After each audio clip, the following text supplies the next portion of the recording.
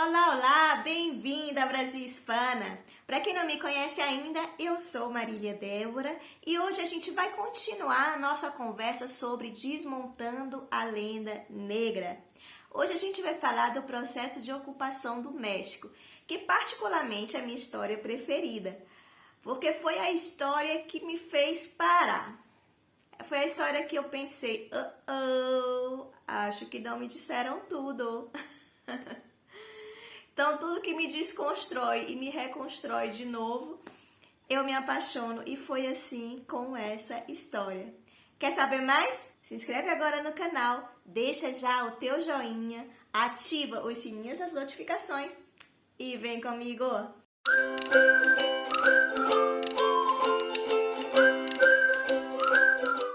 Vamos começar a nossa conversa com essa pintura maravilhosa. É uma pintura do Jean-Léon Gérôme, um pintor francês do século XIX. O nome dessa pintura se chama A Verdade Saindo do Poço. E essa pintura me faz lembrar uma história. Conta a lenda que a mentira e a verdade foram tomar banho de rio. E ali estavam desfrutando de um dia maravilhoso. Tiraram a roupa as duas e foram tomar banho de rio.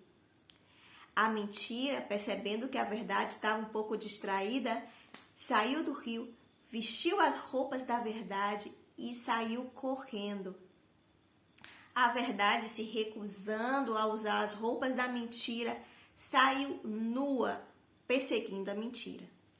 As pessoas que viram a mentira vestida com a roupa da verdade a protegiam da verdade.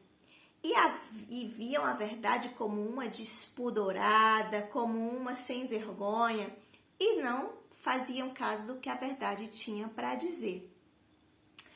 Moral da história: às vezes, uma mentira com roupa de verdade, ela é melhor acolhida do que a verdade nua e crua. Por que a gente está começando a nossa conversa com essa história? Desmontar a lenda negra entrou no rol das coisas politicamente incorretas. É politicamente incorreto desmontar a lenda negra. É politicamente incorreto dizer que os reis católicos defendiam os indígenas. É politicamente incorreto dizer que o processo de ocupação não foi um processo só para pegar o ouro e ir embora, ou não só foram uns assassinos que queriam só o ouro, matou todo mundo, levou o ouro e foi embora. Então,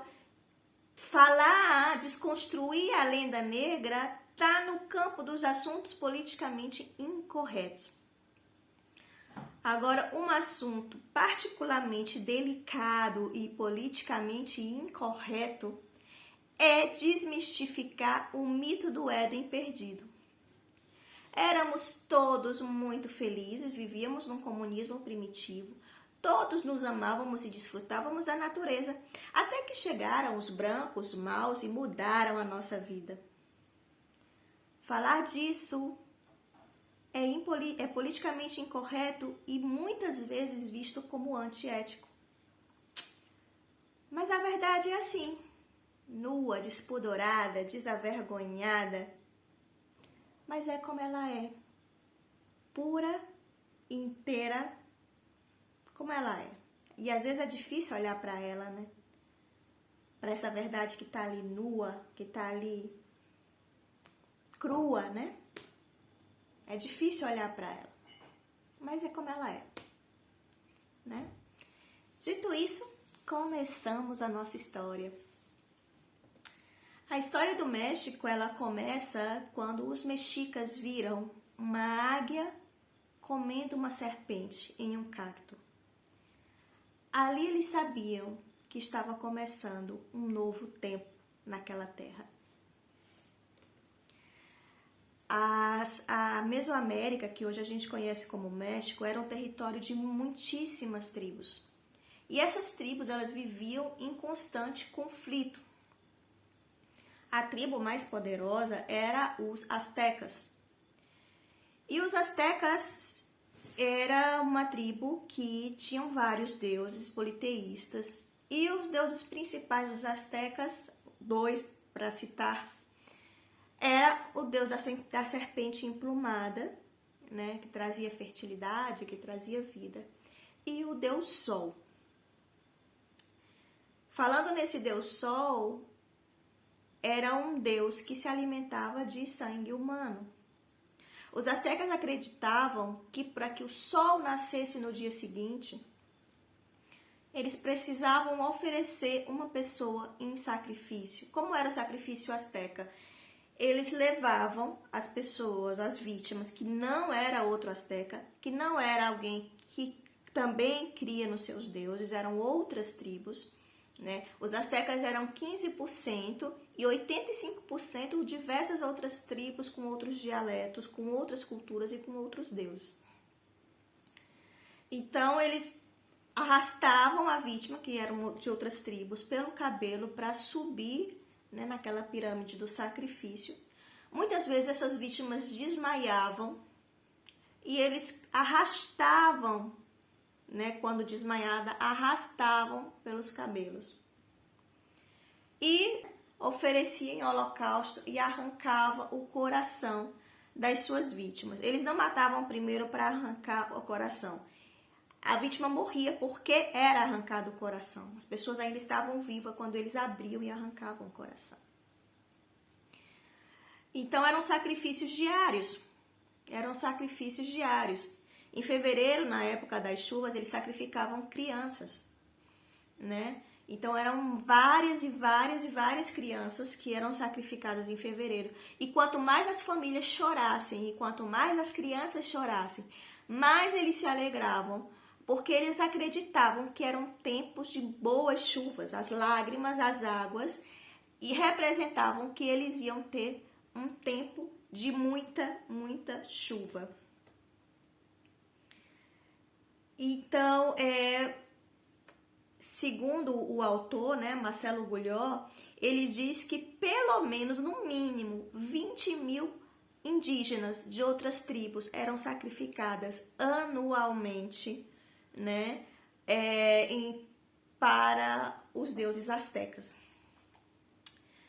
Eu sou plenamente a favor do relativismo cultural, né? Não somos nós, com outra cultura, né, em um outro tempo, que vamos falar da cultura do outro, né? Num outro momento histórico, por exemplo, eu ocidentalizada, século XXI, eu não posso olhar para uma cultura de um outro povo, de uma outra época histórica. Até porque a gente sabe que na mesma época também pessoas estavam sendo queimadas vivas em nome de um deus ocidental. A gente sabe disso, né? Mas nem esta cultura e essa religião nós vamos fazer a crítica, e nem a essa. Nós não estamos aqui para isso. Mas não sou eu que estou dizendo isso. Quem disse isso foram os 300 mil indígenas que lutaram ao lado de Cortés para derrotar o povo asteca. 300 mil indígenas de diversas tribos. Ai, Marília, mas eu luto pelos oprimidos. Ótimo! O imperialismo asteca era opressor. Era 15%, né, do imperialismo asteca contra 85% de um povo oprimido que estava esperando a qualquer momento ser arrastado para ser sacrificado. Então, essa era a realidade da Mesoamérica, né? O grupo de Cortés eram, no máximo, 300 homens. 300 homens nos fizeram acreditar que 300 homens iam dominar mais de 300 mil pessoas, né? Embora tivesse armas de fogo, né? Enfim, canhões, a gente sabe disso. Mas pessoas que conheciam o território, né? 300 mil, ou seja, né? Eles não teriam conseguido isso se não houvesse aliança, e houve aliança. Os astecas eram odiados pelas outras tribos, né? Quando Cortés chegou, há 34 anos antes, eles fizeram uma grande oferenda. onde morreram 70 mil índios de outras tribos em sacrifício, né? Pessoas essas que não achavam que estavam adorando o Deus Sol, que não achavam que iam se libertar, que não achavam que iam para o paraíso, pessoas essas que tinham outras crenças, né? Então, esse era o contexto. Será que esses 300 mil que marcharam ao lado de Cortés não era primo, irmão, filho, pai dessas pessoas que foram sacrificadas há 34 anos antes? Ou que eram sacrificadas todos os anos, né? Fica o ponto de interrogação, tá? Mas então, como foi que Cortés conseguiu reunir todas essas tribos, essas 300 mil pessoas, para derrotar o imperialismo azteca? Ele só conseguiu graças a uma moça, Malinche, ou Malinche, né? Malinche, ela era uma espécie de cacique, uma espécie de princesa na sua tribo. Mas o que aconteceu foi que sua mãe se casou de novo e seu padrasto a vendeu como escrava para uma tribo inimiga. Então, quando os homens de Cortés chegaram para que a tribo dissesse que eles estavam em missão de paz, eles ofereceram presentes. E os presentes eram 20 moças. Uma dessas moças estava Malinche. E Malinche foi peça fundamental nesse processo. Por quê? Porque Malinche, ia ser princesa, ela foi muito bem educada, ela conhecia línguas, ela conhecia estratégia, ela foi destacada pela sua inteligência e pela sua estratégia. E ela passou a ser o lado direito de Hernán Cortés. Então, e claro, como ela era escrava, no momento em que os astecas chegassem para levar o povo a sacrifício, ela era a linha de frente.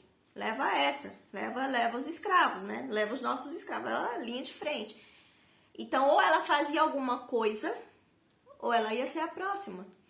Então, ela viu em Cortés e seus homens a oportunidade de acabar com o sacrifício humano.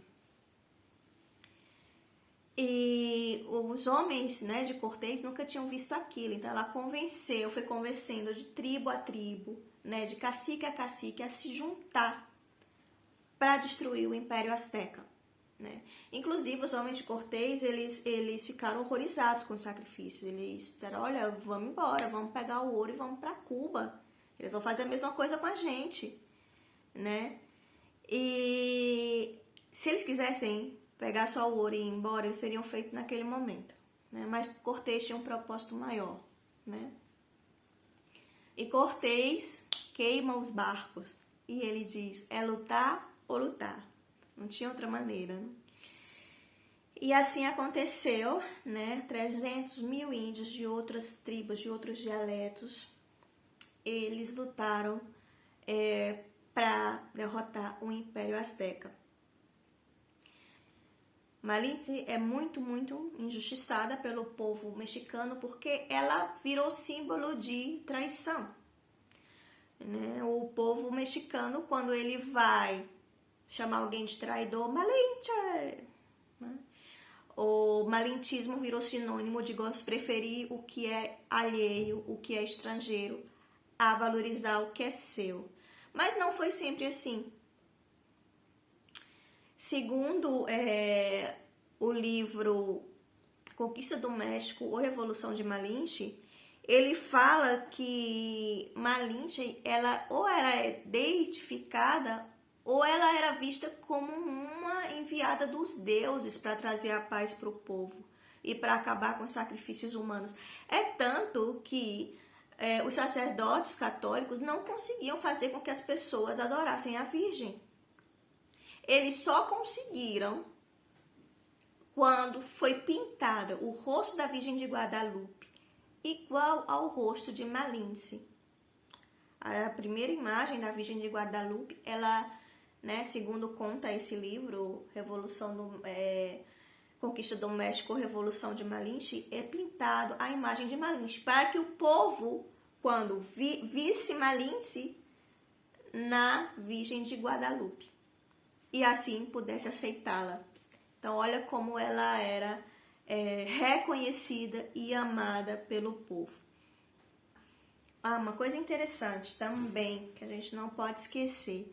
Malintze, ela foi muito valorizada entre o povo espanhol, né? Então, quem traiu quem? Foi vendida como escrava pelo padrasto, foi oferecida, né, pela tribo na qual ela era escrava, foi oferecida como mercadoria. Quem traiu quem? Né? Malintze traiu o seu povo ou seu povo a traiu? Ou seu povo continua traindo? Mas isso já é outra história também, né? Quem traiu quem? Ela encontrou no povo espanhol, naqueles homens, valorização. Inclusive, ela era chamada de Dona Marina, Dueña Marina.